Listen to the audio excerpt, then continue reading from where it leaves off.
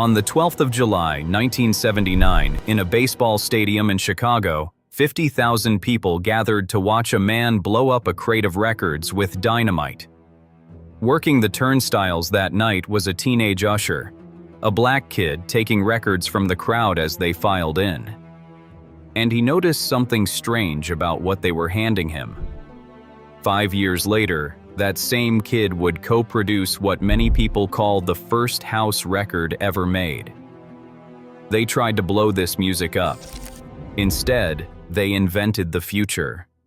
House music is now the foundation of nearly all electronic dance music on Earth. Every festival, every superclub, every DJ headlining to 100,000 people is standing on top of it. And it was built by Black and Latino gay men in Chicago, in rooms most of the city didn't know existed, using equipment nobody else wanted. Today, we trace it. Where the sound came from, where the name came from, and why that story is more contested than anyone admits. The DJs who built it, the record store that named it, and how a scene born as a sanctuary ended up conquering the world while its founders got written out of it. So how does a music made by people the mainstream was actively trying to erase end up owning the mainstream completely? Start with the explosion. In 1979, a Chicago shock jock named Steve Dahl had built a career out of hating disco. On air, he would play a black record, scratch the needle across it, and add an explosion sound effect. Then the White Sox, desperate to fill a stadium, teamed up with him. Bring a disco record, get in for 98 cents, and watch us destroy them all. They expected maybe 20,000 people. Somewhere north of 50,000 showed up. Dahl drove onto the field in army fatigues, led a countdown, and detonated a crate of vinyl with far too much dynamite. It blew a crater in center field. Thousands of people stormed the pitch. The White Sox had to forfeit the game. And here is the detail that changes the whole story. Working as an usher that night was a teenager named Vince Lawrence. He was one of the very few black people in that stadium. And as he took records from the crowd, he realized something. A lot of them were not disco at all. He remembers Curtis Mayfield records, Otis Clay records, records that had nothing to do with disco. What they had in common was that they were made by black artists. Someone snapped a 12-inch in half in his face and told him disco sucks. Lawrence's conclusion was blunt. They were not destroying a genre. They were destroying black music. Now, this is contested, and I'm going to be straight with you about it. Steve Dahl has spent 40 years insisting there was nothing racist or homophobic about it.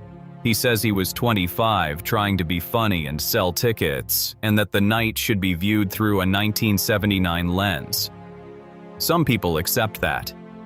But even at the time, Rolling Stone's Dave Marsh wrote that white males aged 18 to 34 were the most likely to see disco as the product of homosexuals, blacks, and Latinos, and therefore the most likely to want to wipe it out. Nile Rodgers of Chic said it felt like a Nazi book burning.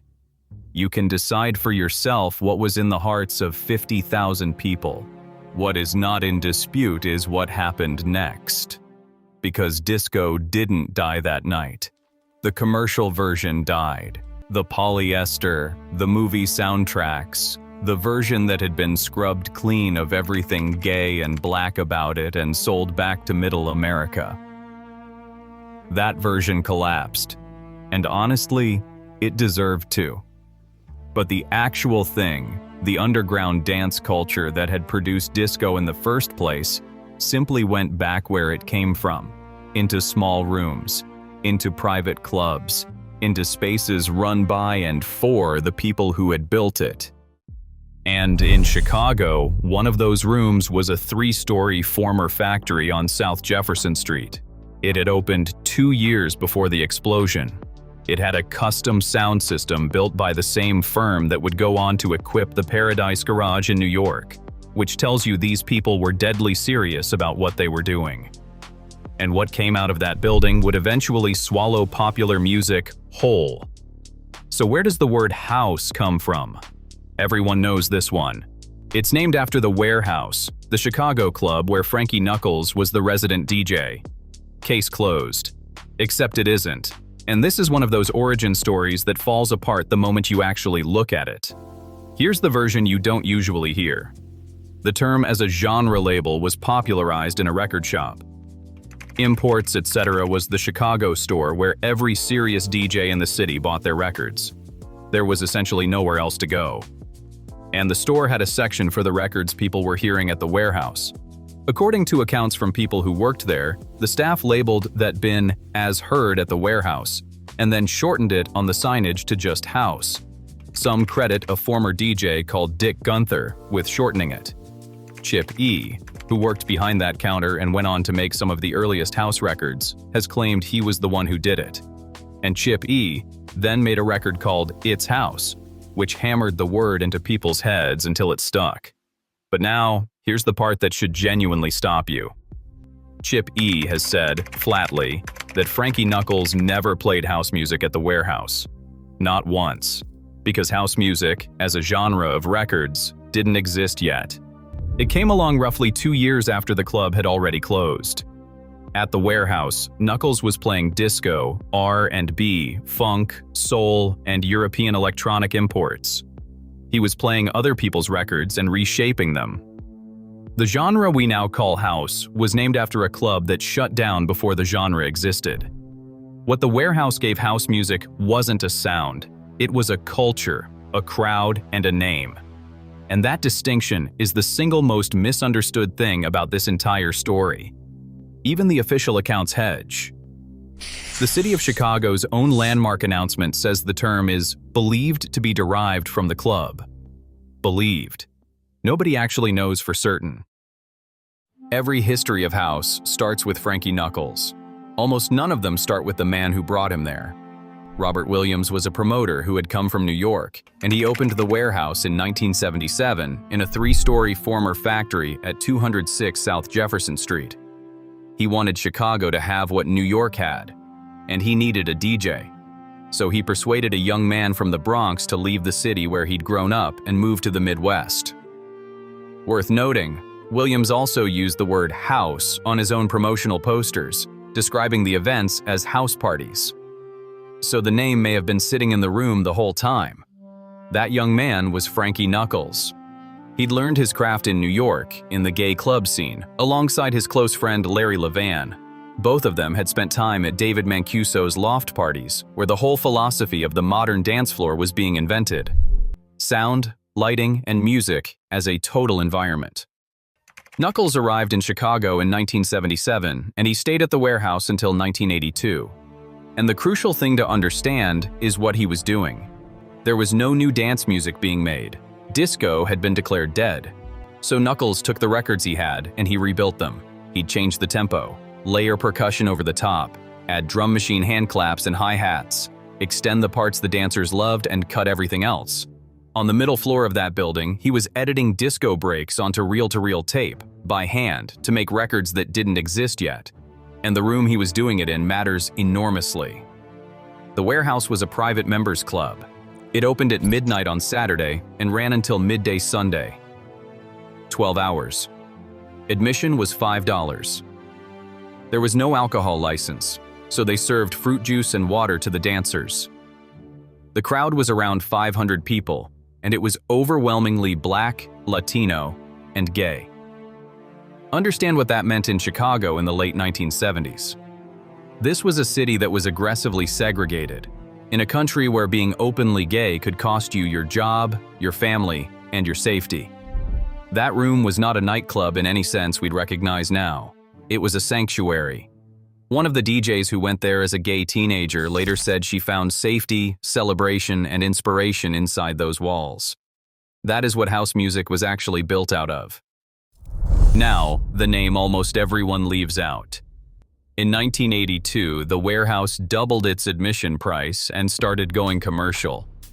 Frankie Knuckles walked and opened his own club, the Power Plant. and the warehouse's owners responded by opening a new club, the Music Box, and hiring a different DJ.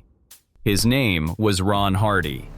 And if Knuckles was the architect, Hardy was the accelerant. Where Knuckles' sets were still rooted in the elegance of disco, Hardy went for the rawest, harder, most punishing rhythm tracks he could find. He played louder, faster, and more aggressively. Producers would take their brand new tracks to him specifically because the Music Box dance floor was where you found out if something worked. Hardy is the reason the sound got harder, and he died in 1992 at 43, and he is nowhere near as famous as he should be. So what did this culture actually believe? Start with the obvious thing that gets glossed over in the festival documentaries.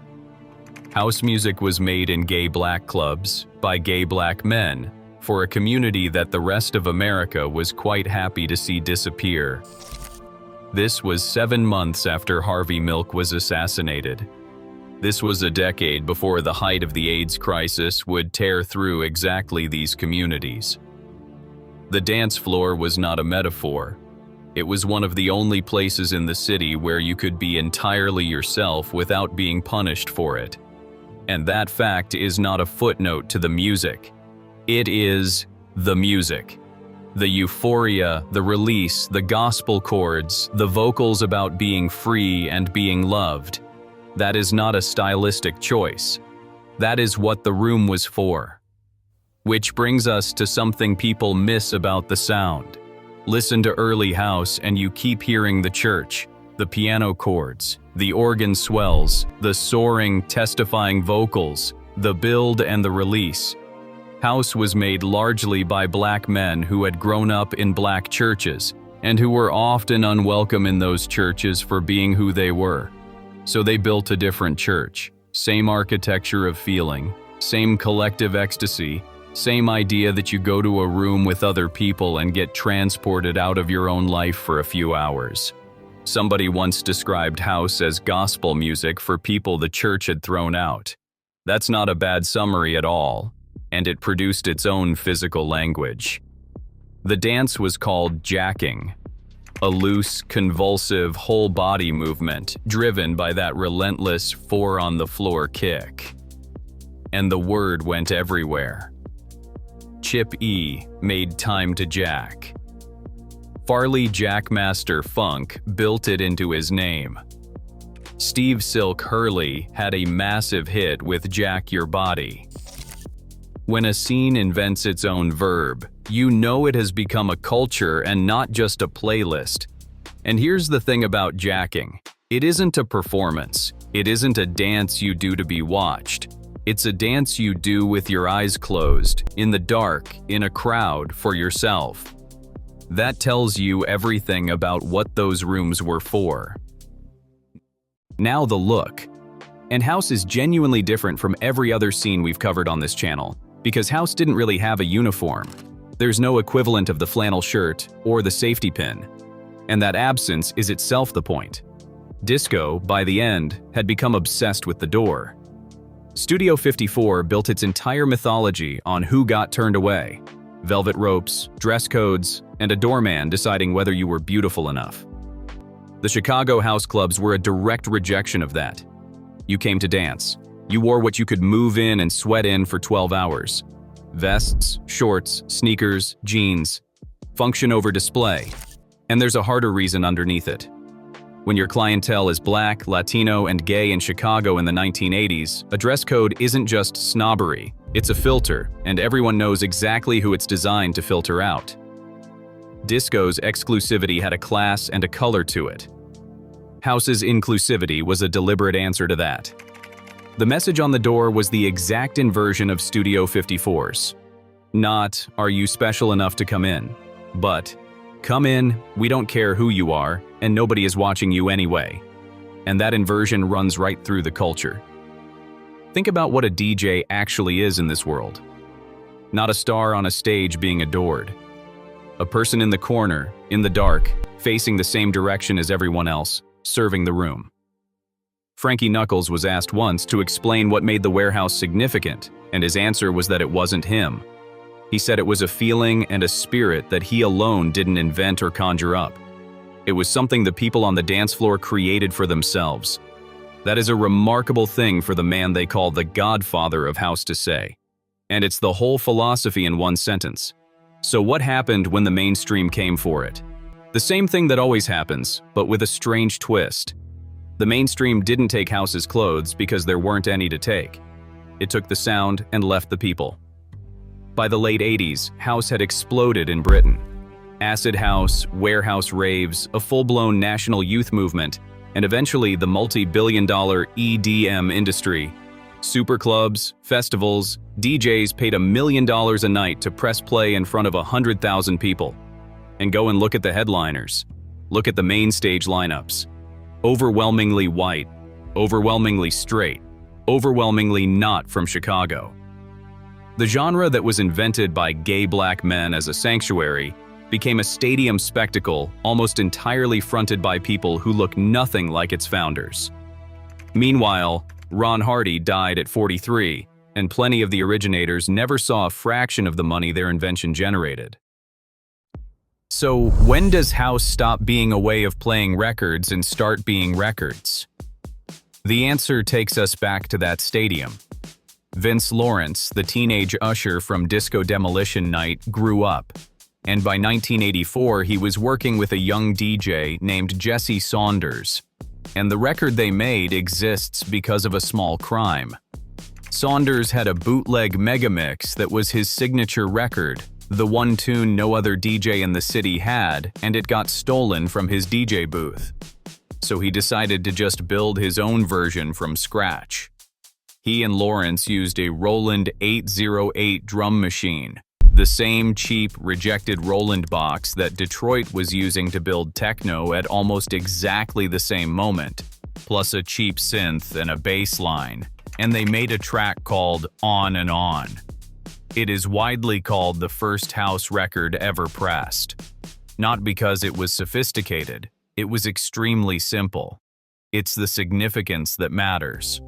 The music that 50,000 people had gathered to blow up in a baseball stadium came back 5 years later, made by one of the kids who had to stand there and watch them do it. And it came back as the foundation of the next 40 years of popular music. And I have to flag this, because it's contested.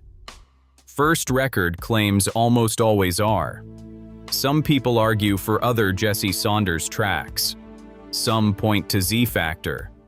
The honest answer is that there is no clean first house record because the thing was emerging in a dozen bedrooms and basements at once, and nobody was keeping minutes. What is not contested is that On and On is the record that showed Chicago that you didn't need a studio, a label, or permission. You needed a drum machine and a cheap synth. And the moment that became obvious, the floodgates opened. Because the technology arrived at exactly the right moment. Cheap drum machines and synthesizers, second-hand and often unwanted, put record-making inside the reach of broke kids on the South Side. And On showed them how easy it now was to actually press one. Saunders and Lawrence took their record to a man named Larry Sherman, who owned the only vinyl pressing plant in Chicago. They asked him to press 500 copies. It sold so fast they came straight back for 1,000 more. And Sherman, watching these kids sell records faster than he could stamp them, did the obvious thing. He started a label to press this new sound. That label was Trax Records, and hold on to that name because it matters in a minute. Meanwhile, everyone else did the maths too. Marshall Jefferson made Move Your Body, the house music anthem, and put a piano on it. Future got hold of a Roland TB-303, a bass machine that had been designed for guitarists to practice with and had flopped commercially and misused it so badly that they accidentally invented an entire genre. Acid House. Ron Hardy played their track Acid Tracks at the Music Box, reportedly 4 times in one night, until the floor finally understood it. That's how it spread. And notice what this is, because it's the same idea we've seen twice before on this channel. Punk said, 3 chords, now form a band. House said, 1 drum machine, now make a record. Same permission slip, different decade, different hardware. But House adds a darker chapter. Remember Trax Records, the label Larry Sherman started off the back of On and On? Trax became the engine that spread the Chicago sound, pressing records on vinyl so cheap and recycled that the pressings were often physically faulty. But the deeper problem wasn't the vinyl, it was the money. Trax has been the subject of decades of complaints from the very artists who made its catalog, accused of paying them badly or not at all. So the founders gave the world its dominant musical language, and a great many of them got very little back. Not for the first time, and not for the last. The warehouse closed in 1982. Ron Hardy died in 1992. Frankie Knuckles died in 2014, and by then he had a Grammy and a street in Chicago named after him. Frankie Knuckles Way, on the block where the club once stood. In 2023, the building at 206 South Jefferson was finally made a Chicago landmark, which means it can't be demolished. But look at what actually escaped that room. House went to New York, and then to Britain, and then everywhere. It became acid house, and then the rave movement. It fed techno, trance, garage, and eventually the entire global EDM industry. Every festival mainstage on the planet is playing the grandchildren of records made by broke kids on the south side of Chicago on secondhand machines. There is no Daft Punk without them. There is no modern dance music at all without them. And the deepest thing House left behind isn't a beat. It's a proposition. That a dance floor can be a sanctuary.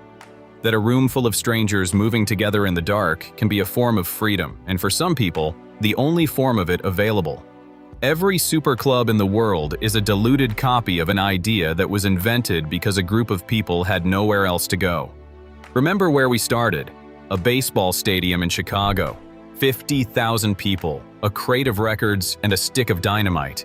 And a teenage black usher named Vince Lawrence, standing at the turnstile, watching them pile up records that weren't even disco. They thought they were killing something that night. They were wrong. They were standing at the birth of it.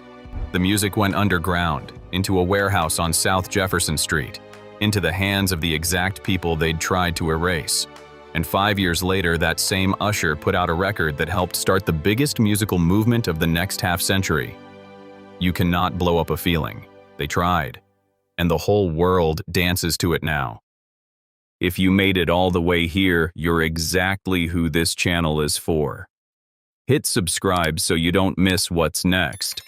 And tell me in the comments, which house DJ or producer deserves their own chapter? I read them all. Get down there and make your case. Until then, keep listening to Tape Hiss.